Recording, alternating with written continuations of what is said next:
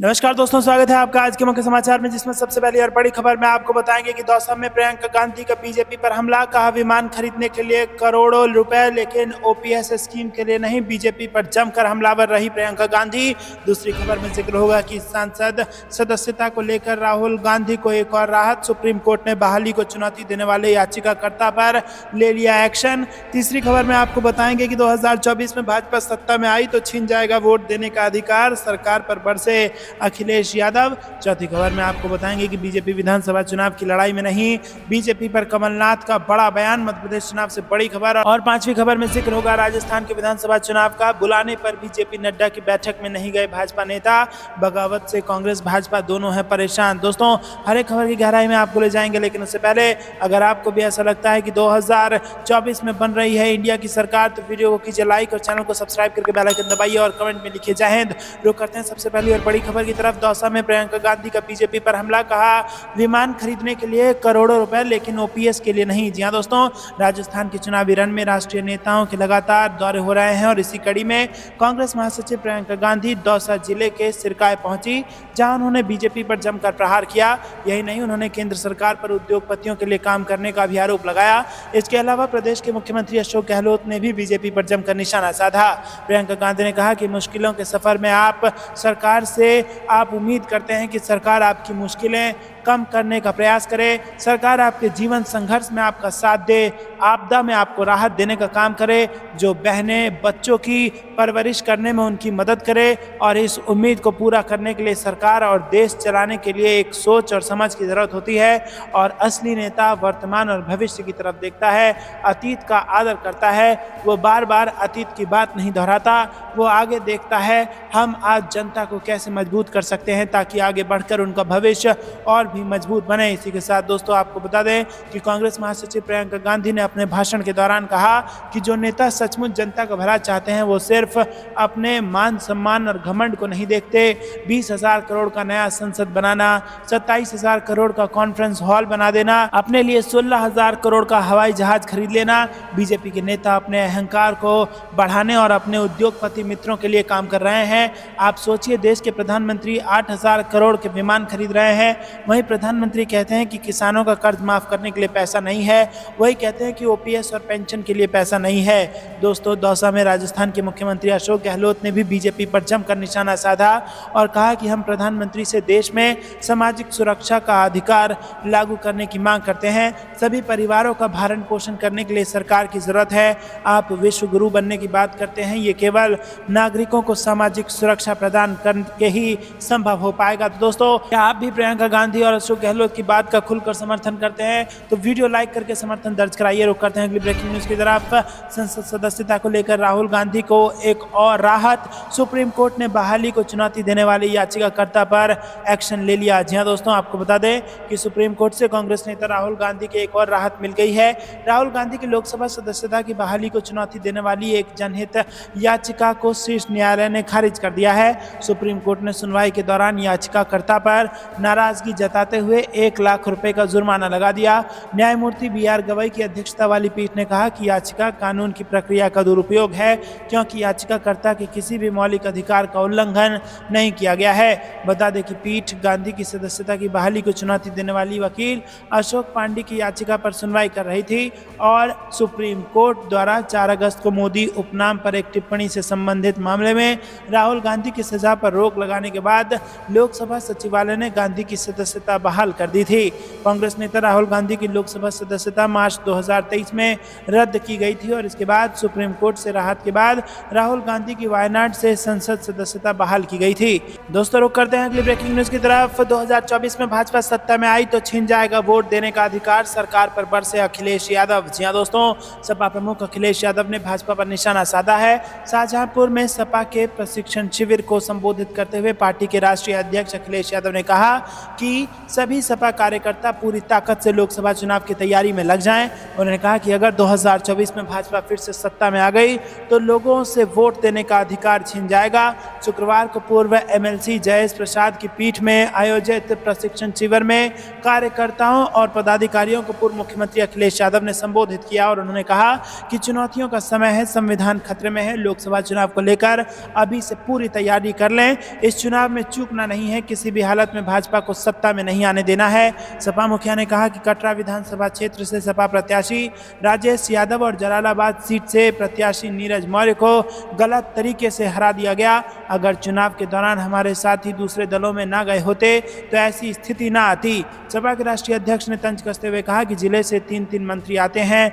9 बार के विधायक और वित्त मंत्री सुरेश कुमार खन्ना के शहर की हालत हमने देखी है। पूरे शहर की सड़कें खोदी हुई पड़ी हुई हैं और गलियों में कूड़े के ढेर लगे हुए हैं। अखिलेश यादव ने कहा कि जिस मंत्री के हाथों में खजाने की चाबी है उनके शहर का ये हाल है। लखनऊ से शाहजहांपुर आते समय रास्ते में हर डिवाइडर पर छुट्टा जानवर घूम रहे हैं। संबोधन से पूर्व अखिलेश यादव ने कार्यकर्ताओं और पदाधिकारियों से हाथ मिलाकर उनका हालचाल पूछा।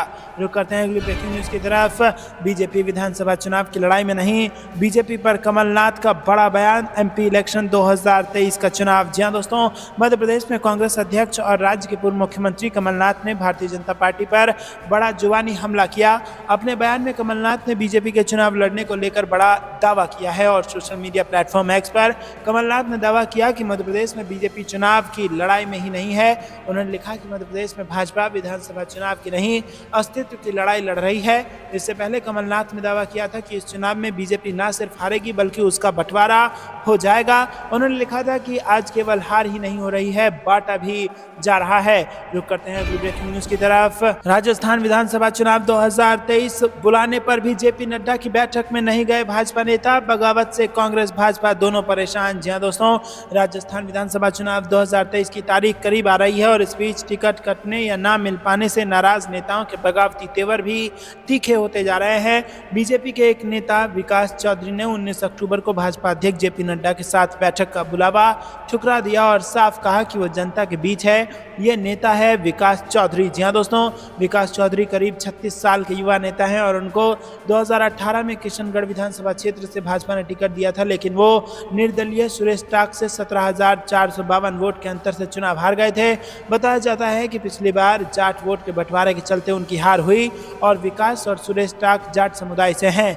टाक ने बाद में कांग्रेस को समर्थन दिया था और इस बार उम्मीद है कि वो कांग्रेस के उम्मीदवार बनकर उतरे। दोस्तों, यहाँ पर आपको बता दें कि भाजपा को कई सीटों पर नेताओं के बगावती तेवर झेलने को मिल रहे हैं और इनमें किशनगढ़, तिजारा, नगर और बानसूर आदि शामिल हैं। रुक करते हैं अगली ब्रेकिंग न्यूज की तरफ। मध्य प्रदेश में 18 सालों में अर्थव्यवस्था हुई खस्ताहाल, सुप्रिया श्रीनेत ने प्रेस कॉन्फ्रेंस में घेरा। जी हां दोस्तों, मध्य प्रदेश में आगामी विधानसभा चुनाव के पूर्व कांग्रेस प्रवक्ता सुप्रिया श्रीनेत ने आरोप लगाया है कि प्रदेश में भाजपा सरकार के 18 सालों में अर्थव्यवस्था खस्ताहाल हो गई है, कर्ज बेतहाशा बढ़ा हुआ है। श्रीमती श्रीनेत ने ये संवाददाताओं से चर्चा के दौरान कहा कि वर्तमान में राज्य सरकार पर करीब 4 लाख करोड़ रुपए का कर्जा है और इसके बाद करीब 20,000 करोड़ रुपए से ज्यादा सरकार ब्याज चुकाती है।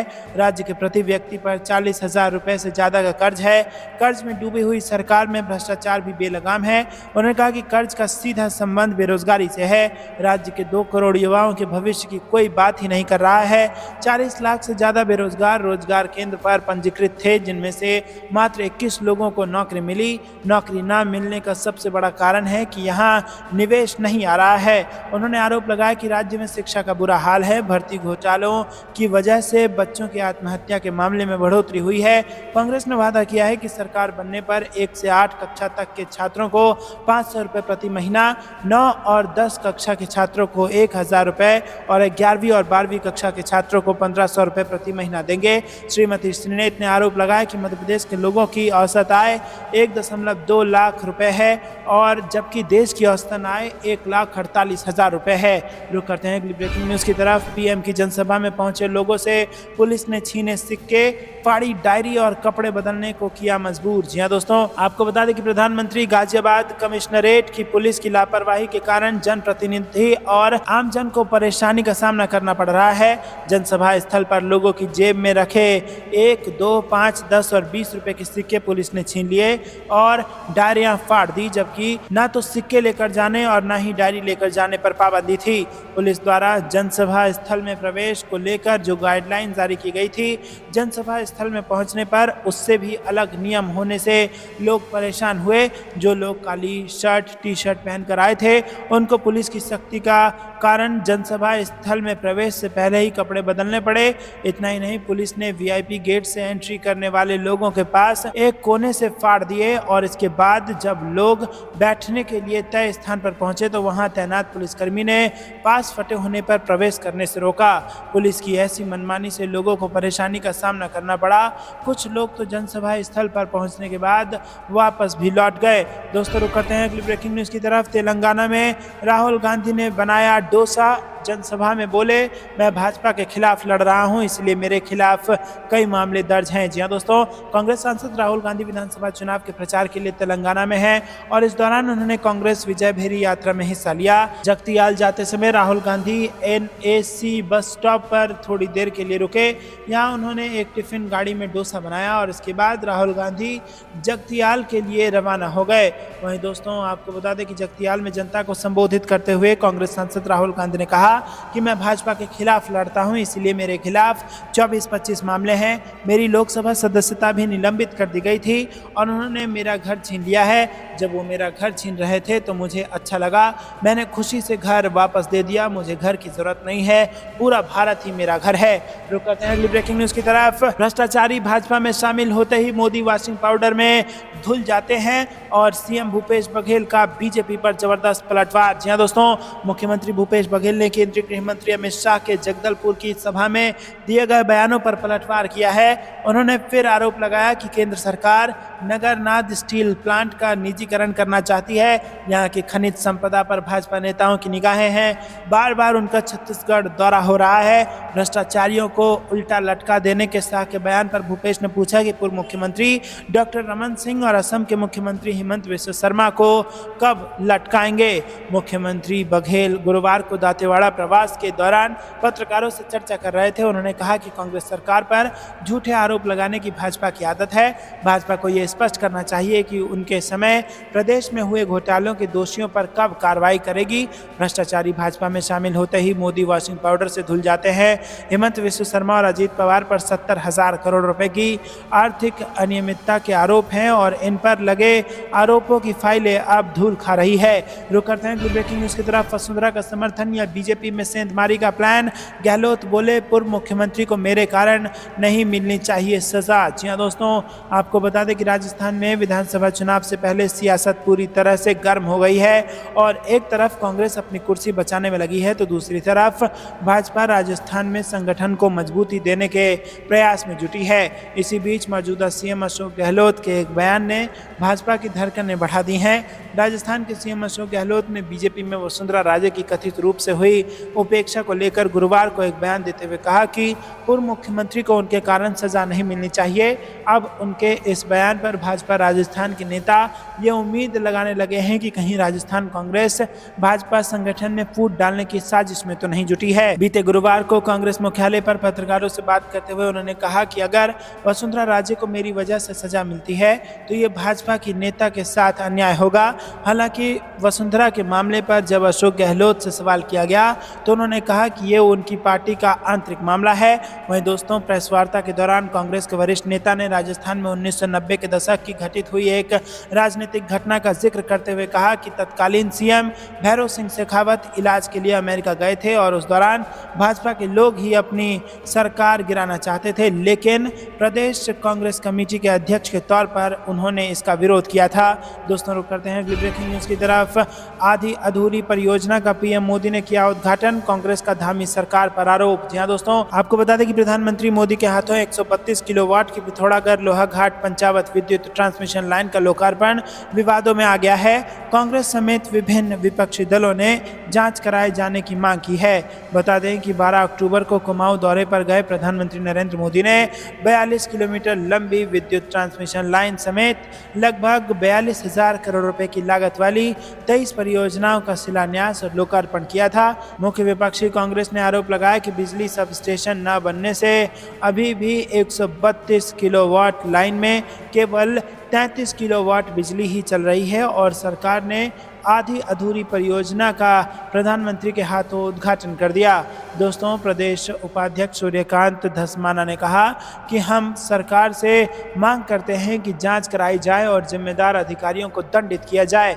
रुक करते हैं अगली ब्रेकिंग न्यूज की तरफ। लालू प्रसाद यादव की बहू राजश्री लड़ेंगी लोकसभा का चुनाव, उजियारपुर सीट से लड़ाने की है तैयारी। जी हाँ दोस्तों, बिहार में रसूखदार लालू परिवार अपने बेटों को चुनाव में उतारने के बाद अपनी बहू को भी चुनावी मैदान में उतारने की तैयारी में जुट गई है।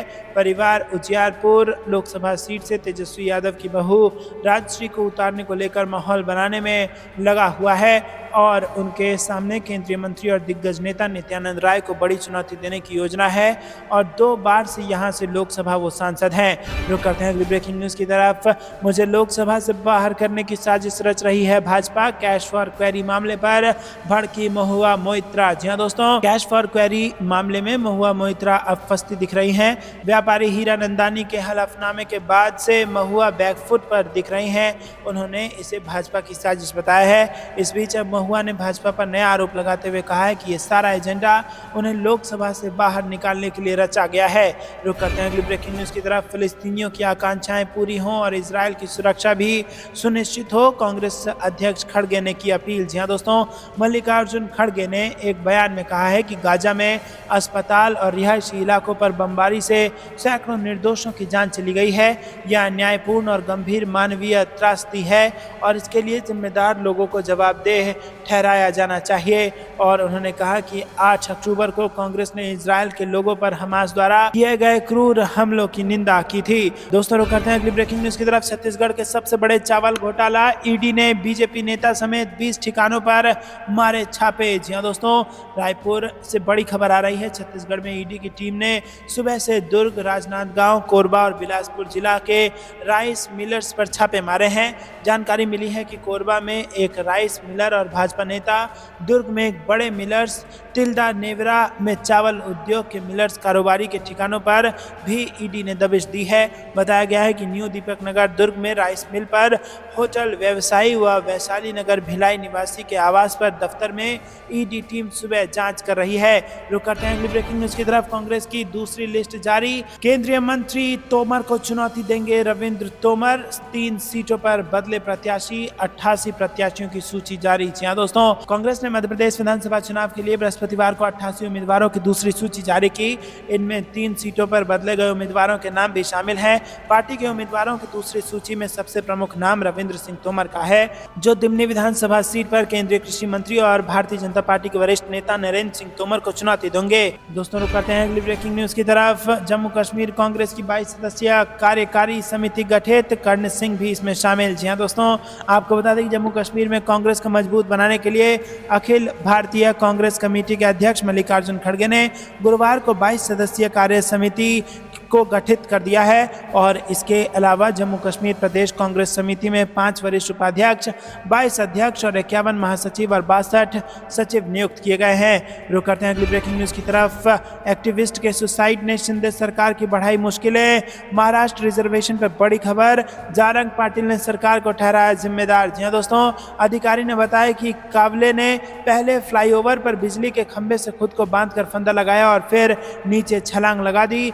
दोस्तों, रुक करते हैं अगली ब्रेकिंग न्यूज की तरफ। अखिलेश यादव ने इंडिया गठबंधन में अपनी पार्टी सपा और कांग्रेस में मतभेदों को लेकर दिया बड़ा बयान। जी हाँ दोस्तों, समाजवादी पार्टी के राष्ट्रीय अध्यक्ष अखिलेश यादव ने शुक्रवार को कहा कि भाजपा दुष्प्रचार और झूठ की राजनीति करती है और वो इतना ज़्यादा झूठ फैलाती है कि कई बार लोग उसे स्वीकार कर लेते हैं। उन्होंने ये भी कहा कि भाजपा नफरत की राजनीति करके समाज में दूरियां बनाने का काम कर रही है। रुक करते हैं अगली ब्रेकिंग न्यूज की तरफ। मध्य प्रदेश में कांग्रेस का 30 महिलाओं पर दाव। जी हाँ दोस्तों, मध्य प्रदेश में कांग्रेस ने उम्मीदवार घोषित करने के मामले में बाजी मार ली है। राज्य की 230 विधानसभा सीटों में से 229 के लिए उम्मीदवारों की घोषणा कर दी गई है और इनमें महिला उम्मीदवारों की संख्या 30 है। इस तरह लगभग 14% महिलाओं को कांग्रेस ने उम्मीदवार बनाया है। दरअसल राज्य में कांग्रेस हो या भाजपा, दोनों ही महिलाओं को 33% आरक्षण दिए जाने की वकालत करते आए हैं, मगर कांग्रेस की जो सूची आई है उसमें महिलाओं को उम्मीदवार बनाए जाने का प्रतिशत 14 है। कांग्रेस ने पहली सूची में 144 उम्मीदवारों के नाम का ऐलान किया था, जिसमें महिला उम्मीदवारों की संख्या 19 थी। तो दोस्तों, ये थी दिन भर की सारी जरूरी और बड़ी खबरें। तक बने रहने के लिए बहुत बहुत धन्यवाद। जानने से पहले वीडियो को लाइक और चैनल को सब्सक्राइब करके बेल आइकन दबाइए और कमेंट में लिखिए जय हिंद। अभी के लिए इतना ही। जय हिंद, जय भारत।